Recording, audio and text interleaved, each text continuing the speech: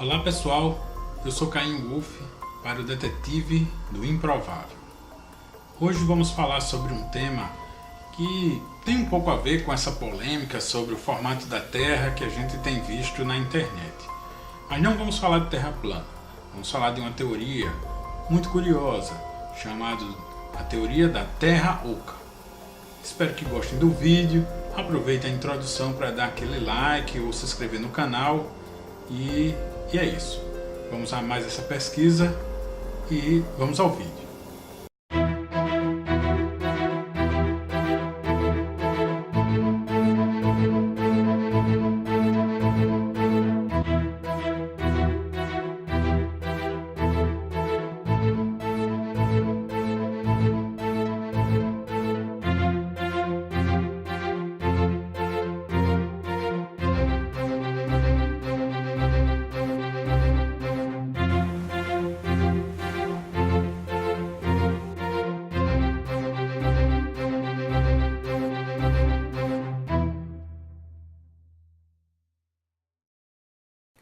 Terra Oca é um tema recorrente no folclore, na literatura de ficção científica e em teorias de conspiração das mais atuais.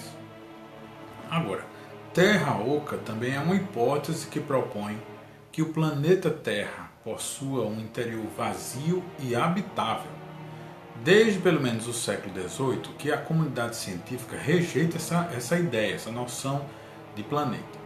O conceito de Terra Oca é um tema recorrente no folclore do mundo enquanto premissa da ficção subterrânea, vamos dizer assim, um subgênero do romance de aventura, de que é exemplo o clássico Viagem ao Centro da Terra de Júlio Verne. Na atualidade, é também um tema comum em teorias chamadas de pseudocientíficas e, como falamos, de teorias conspiratórias. Entretanto, várias tribos nativas norte-americanas tinham tradições de que ao se pôr, o Sol entrava em um buraco na Terra e se escondia em seu interior durante a noite e saía do outro lado em um buraco oposto. O povo vivia inicialmente embaixo da Terra, até que um jovem aventureiro escalou o buraco e, vendo que a superfície era rica e habitável, trouxe seu povo então para habitar a superfície da Terra.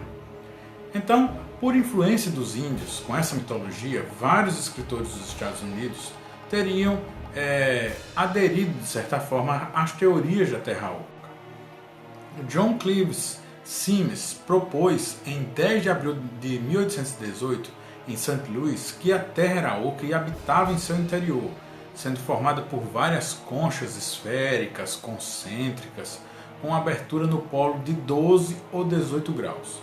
Ele se dispôs, inclusive, a explorar essa abertura, mas não teve sucesso. Nas duas vezes que pediu apoio ao Congresso dos Estados Unidos, uma em 1822 e 1823, não foi aprovado. Ele morreu em 1829 e em seu túmulo foi gravado uma imagem da Terra Oca que ele propusera com a inscrição: ele defendeu que a Terra é oca e habitável em seu interior. Em 1826, James McBride, usando o pseudônimo de cidadão dos Estados Unidos, publicou um livro, The Sims Theory of Concentric Spheres, expondo a teoria de Sims, com teses e provas. Todos os corpos celestes, desde o Sol até o menor dos meteoros, seriam compostos de esferas relativamente sólidas e concêntricas e abertas em seus polos. Cada esfera seria separada da seguinte por fluidos aéreos elásticos e a interação entre as esferas e os fluidos seria a causa da gravitação. A Terra seria formada por pelo menos 5 esferas, todas com uma atmosfera, abertas nos polos e habitáveis em ambas as faces. As esferas interiores seriam iluminadas e teriam calor suficiente para permitir a vida animal e vegetal. A razão da Terra ser oca seria que quase todas as estruturas naturais são ocas, desde as sementes de trigo, as penas das aves, os ossos dos animais e os cabelos da cabeça do ser humano. A evidência da abertura no Polo Norte seriam os testemunhos de baleeiros e pescadores, que avistam a migração de aves, animais e peixes vindo da extrema zona polar norte. Estes estariam vindo de uma região quente e habitável no interior da Terra. Em 1870, Cyrus Reed Teed propôs sua teoria chamada de Koreshan Cosmology. A superfície habitável da Terra, onde nós vivemos, não seria o exterior de uma esfera, mas seu interior. Todo o universo teria um diâmetro de 13 mil quilômetros. A concha da Terra, formada por metais e minerais, teria 160 quilômetros de espessura. No centro dessa esfera ficaria o Sol central, em torno do qual todo o universo roda em um período de 24 horas. A concha da esfera teria 7 camadas metálicas, 5 minerais e 5 de estratos geológicos. A última camada seria de ouro e além dela não haveria nada. Dentro da esfera haveria 3 atmosferas. A primeira de oxigênio e nitrogênio, a segunda de hidrogênio e a terceira de aborã. Dentro destas ficariam a esfera solar, depois o núcleo estrelado. A Lua e os planetas seriam reflexos do Sol através de discos de Mercúrio na superfície da Terra. Os cometas seriam pequenos pedaços quebrados da esfera solar central. O Sol teria um diâmetro de 160 km, distante 1.600 km da superfície. Por esta teoria, energia seria então gerada pela destruição da matéria, e matéria pela destruição da energia. O dia e a noite seriam causados pela junção dessas 3 atmosferas. Marshall B. Gardner, em 1913, escreveu A Journey to Earth's Interior, ou Have the Poles Really Been Discovered? Por esta teoria, a Terra é uma concha esférica de 1.300 km de espessura, por seu centro de gravidade. No interior e no exterior desta esfera, a Terra e água sendo a distribuição interior, provavelmente o reverso da exterior. Aos oceanos da superfície, como o Atlântico e o Pacífico, correspondem enormes massas terrestres do lado de dentro, talvez os continentes perdidos de Atlântida, Lemúria, Pan e Mu, que se fala nas lendas. Em cada eixo polar, a abertura de 2.300 km de diâmetro, pelas quais a água flui nas 2 direções, e pelas quais seria possível marinheiros flutuar ou aviadores voar. Gardner cita versões dos exploradores da região norte que relatam fenômenos inexplicáveis. No interior da Terra haveria um segundo Sol de 1.000 km de diâmetro, que teria sido produzido como o centro do redemoinho que formou a Terra pela hipótese nebular. Os demais planetas também seriam ocos, como Marte, e que umas luzes misteriosas que os astrônomos observaram a milhões de quilômetros do planeta seria a luz do Sol interior deste planeta, saindo pela abertura dos polos. As auroras boreal e austral também seriam a luz do Sol interior da Terra refletida na atmosfera. No interior da Terra haveria um tesouro biológico com as várias espécies da flora e da fauna, inclusive raças primitivas do homem que migraram nos milhões de anos. Pois bem, histórias de ficção onde o herói então encara uma odisseia e viaja ao mundo subterrâneo são bem antigas. Por exemplo, Gilgamesh teria visitado seu antepassado Utnapishtim nas entranhas da Terra. Na mitologia grega, disse que Orfeu teria resgatado Eurídice desse mundo subterrâneo referido no livro de Dante Alighieri e nas obras de Edgar Allan Poe. E também não se pode deixar de falar de Júlio Verne. Os faraós do Egito teriam comunicado também com este tal mundo interior, onde desciam através de túneis secretos ocultos nas pirâmides. Os lamas tibetanos ou hindus budistas acreditam ainda que milhões de pessoas vivem em Agartha, um paraíso subterrâneo governado pelo Rei do Mundo.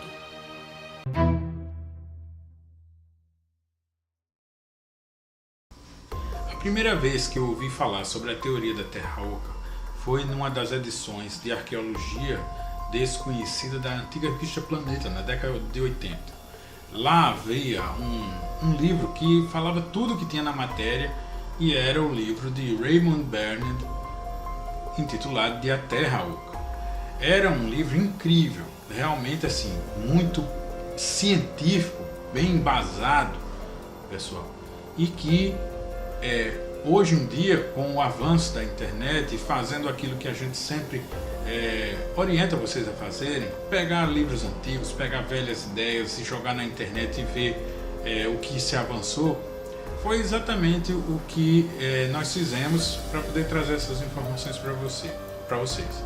E aí nós vemos, nós achamos algumas situações bem novas e até com destaque na internet por causa desse tema todo, dessa discussão toda com a questão do formato da Terra, sobretudo com a Terra plana.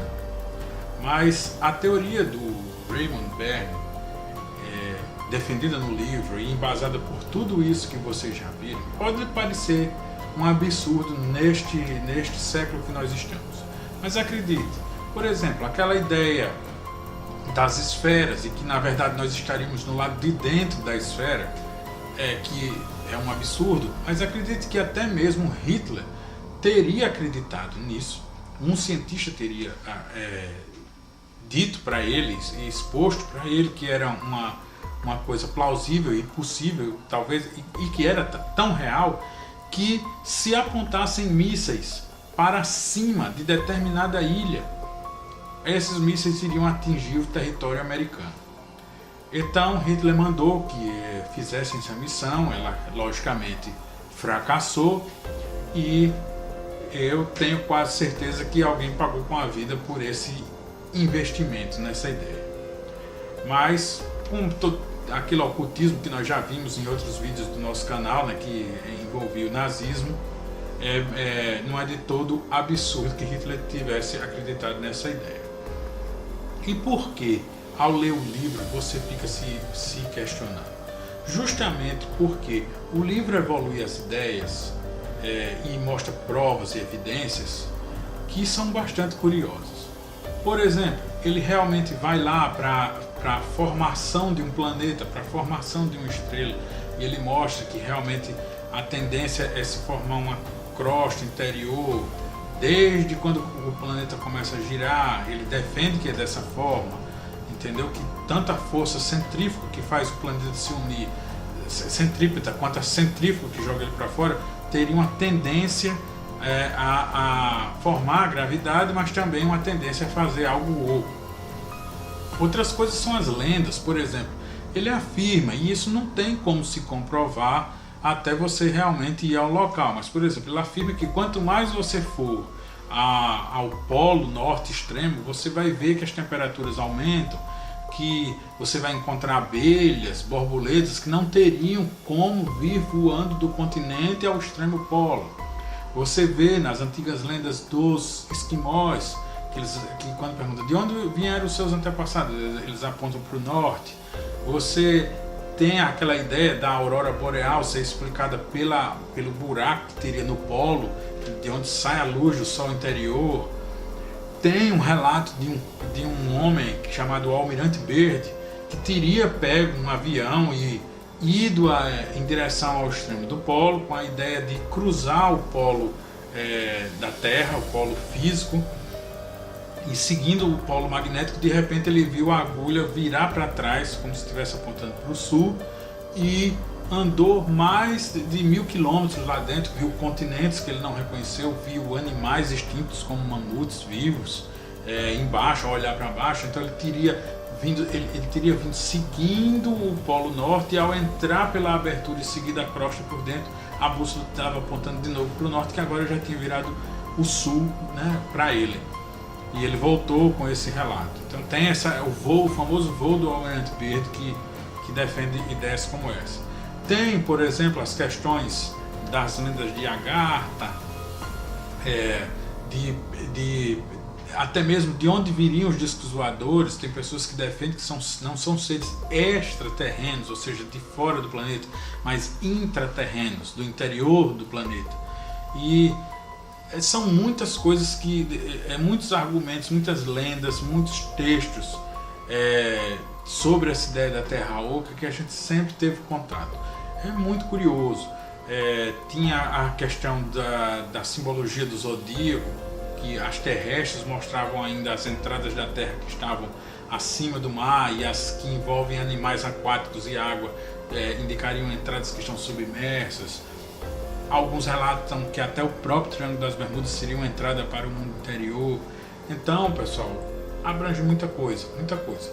O livro do Raymond Bernard, Terra Oca, que eu citei como referência, e que inclui todas as teorias citadas no vídeo, vale a pena ainda comprar, é uma leitura muito legal.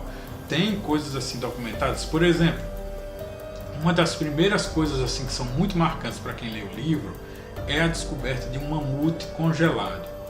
Tudo bem, o mamute congelado poderia ter ficado aí desde a Era do Gelo, mas o problema é que quando abriram, o estômago dele tinha comida não digerida, o que evidenciava para muitos que aquele mamute tinha sido congelado há menos de 15 dias. Então, só que no mamute está extinto há muito mais tempo do que 15 dias. Então a gente sabe que seria impossível. Então tem esses argumentos muito curiosos, a leitura é muito curiosa. Eu só lembro o seguinte: dentro dos livros do realismo fantástico existem dois autores com o mesmo nome, eles são homônimos. O Raymond Bernard do Terra Oca é um escritor que usa esse pseudônimo. Eu acho que ele é até alemão, mas existe outro Raymond Bernard que escreve sobre outras coisas, que foi um grande mestre Rosa Cruz, que também fez bons livros que vale a pena ler, mas que não tem nada a ver com a Terra Oca, ok? Então é isso, o tema é muito legal. Eu acho, embora hoje eu não acredite que a gente tenha tanto desconhecimento sobre o nosso planeta a ponto disso, eu prefiro ainda pelo menos acreditar naquelas coisas que podem haver, grandes espaços ocultos, subterrâneos, que guardem talvez resquícios de alguma civilização, algum tesouro. Mas imaginar que a gente não conhece como funciona o nosso planeta, até porque, por exemplo, alguém pode dizer assim, tá, tudo bem, mas nunca ninguém foi no núcleo da Terra para saber. Mas é aquela coisa que a ciência sabe, assim, a ciência vive de muita conjectura. Então, ao aprendermos sobre o comportamento de algumas coisas, nós podemos deduzir e realmente ter como um fato científico sobre determinada coisa. Por exemplo, nós sabemos que se você pegar uma panela, um grande caldeirão, e colocar qualquer metal derretido e começar a girá-lo, você vai criar um campo magnético. Isso é uma experiência que poderia ser feita. Então você sabe que metal fundido girando gera campo magnético. Então você pode teorizar que o centro da Terra é metal fundido girando em grande quantidade, porque você sabe que a Terra tem um campo magnético e não teria nenhuma outra explicação.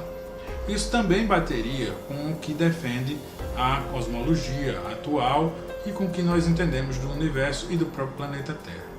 Então, pessoal, temos nossas evidências científicas, nossas teorias não científicas e muitas outras coisas para a gente estudar no realismo fantástico. Esse vídeo é muito simples, sempre introdutório e na verdade um convite à continuidade das pesquisas sobre o tema e discussões aí, que se quiserem mandar os seus e-mails e comentários. A gente está sempre por aqui justamente para aprender também e partilhar o que já sabe, ok? Então esse foi o vídeo de hoje, espero que tenham gostado e mandem suas sugestões para tema, entre no nosso site, visite nosso site e não se inscreva de dar um like e de se inscrever no nosso canal, ok? Pois bem, eu sou Caim Wolf e esse foi o vídeo de hoje, até o nosso próximo encontro.